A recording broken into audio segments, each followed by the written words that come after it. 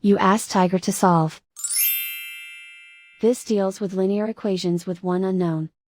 The final result is x equals -4.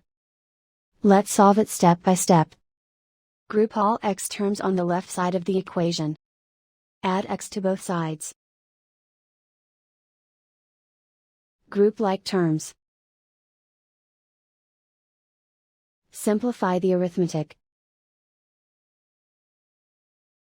Group like terms. Simplify the arithmetic.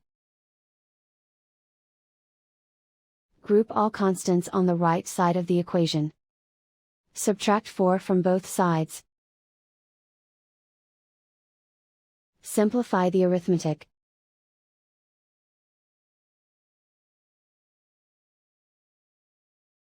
Isolate the x. Divide both sides by 2. Simplify the fraction. Find the greatest common factor of the numerator and denominator. Factor out and cancel the greatest common factor. And so the final result is x equals -4.